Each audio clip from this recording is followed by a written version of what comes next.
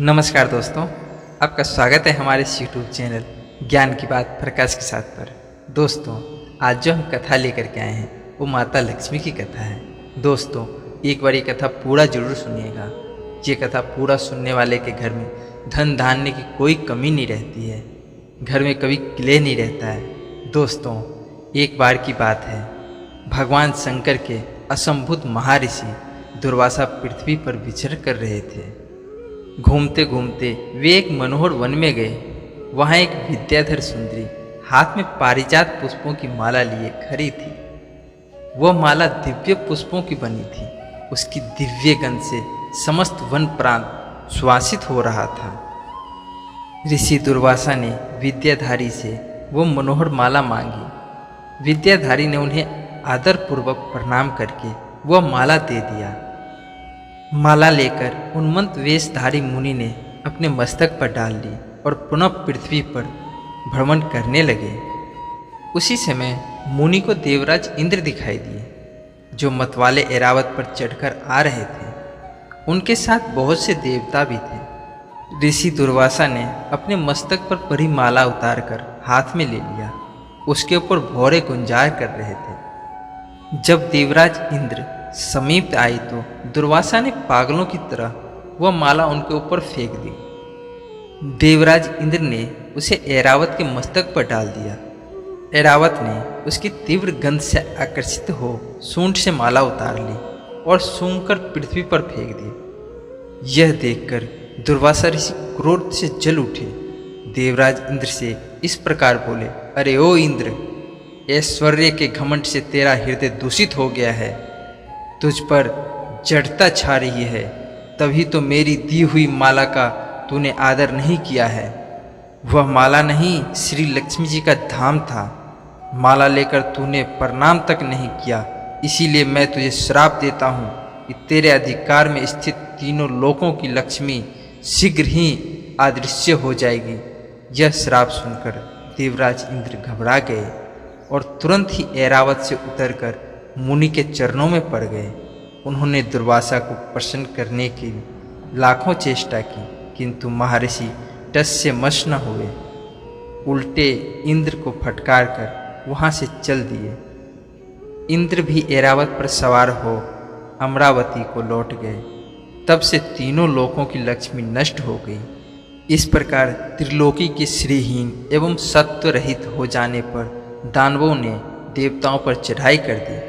देवताओं में अब उत्साह कहाँ रह गया था, सबने हार मान ली थी। फिर सभी देवता ब्रह्मा जी की शरण में गए। ब्रह्मा जी ने उन्हें भगवान विष्णु की शरण में जाने का सलाह दी तथा सबके साथ वो स्वयं भी क्षीर सागर के उत्तर तट पर गए। वहाँ पहुंचकर ब्रह्मा आदि देवताओं ने बड़ी भक्ति से भगवान विष्णु का स्तुति किया। भगवान प्रसन्न होकर देवताओं के सम्मुख प्रकट हुए। उनका अनुपम तेजस्वी मंगल विग्रह देखकर देवताओं ने पुनः स्तुति किया। तत्पश्चात भगवान ने उन्हें क्षीर सागर को मथने की सलाह दी और कहा, इससे अमृत प्रकट होगा। उसके पान करने से तुम सब लोग अजर अमर हो जाओगे, किंतु यह कार्य बहुत ही दुष्कर है। अतः तुम्हें दैत्यों को भी अपना साथी बना लेना चाहिए।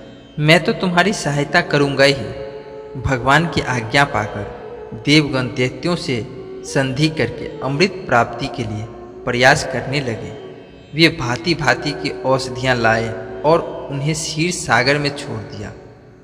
फिर मंदराचल पर्वत को माथनी वासुकी नागराज को नेति रस्सी बनाकर बड़े वेग से समुद्र मंथन का कार्य आरंभ किया। भगवान ने वासुकी की पूंछ की ओर देवताओं और मुख की ओर दैत्यों को लगाया।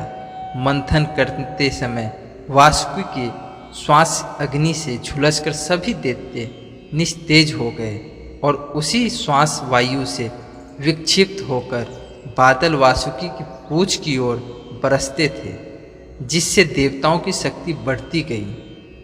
भक्तवत्सल भगवान विष्णु स्वयं कच्छप रूप धारण कर क्षीर सागर में घूमते हुए मंदराचल के आधार बने हुए थे। वे ही एक रूप से देवताओं में और एक रूप से दैत्यों में मिलकर नागराज को खींचने में भी सहायता देते थे तथा एक अन्य विशाल रूप से जो देवताओं और दैत्यों को दिखाई नहीं देता था, उन्होंने ही मंदराचल को ऊपर से दबा रखा था।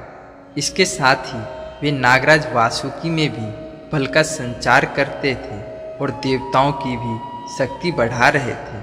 इस प्रकार मंथन करने पर क्षीर सागर से कर्माक्ष, कामधेनु, वारुणी देवी, कल्प वृक्ष और अप्सराएं प्रकट हुई। इसके बाद चंद्रमा निकले जिन्हें महादेव जी ने मस्तक पर धारण किया। फिर विष प्रकट हुआ जिन्हें स्वयं शंकर भगवान ने पी करके नीलकंठ बन गए। तत्पश्चात अमृत का कलश हाथ में लिए धन्वंतरी का आगमन हुआ। इससे देवताओं और दानवों को भी बड़ी प्रसन्नता हुई। सबके अंत में क्षीर सागर से भगवती लक्ष्मी देवी प्रकट हुई। वे खिले हुए कमल के आसन पर विराजमान थी। उनके अंगों की दिव्य कांति सब ओर प्रकाशित हो रहा था। उनके हाथ में कमल शोभा पा रहा था। उनका दर्शन कर देवता और महर्षिगण प्रसन्न हो गए। उन्होंने वैदिक श्री सूक्त का पाठ करके लक्ष्मी देवी का स्तुति करने के बाद दिव्य वस्त्र आभूषण अर्पित किए। वे उन दिव्य वस्त्र आभूषण से विभूषित होकर सबके देखते देखते अपने सनातन स्वामी श्री विष्णु भगवान के वक्ष स्थल में चली गई। भगवान को लक्ष्मी जी के साथ देखकर देवता प्रसन्न हो गए। दैत्यों को बड़ी निराशा हुई।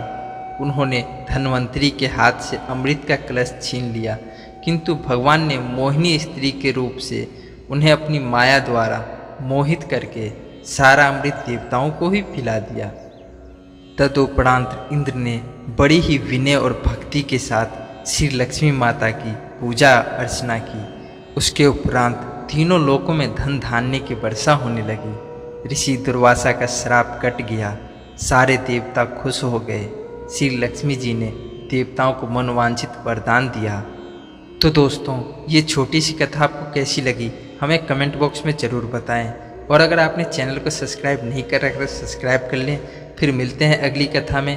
तब तक के लिए जय श्री राम, राधे राधे दोस्तों।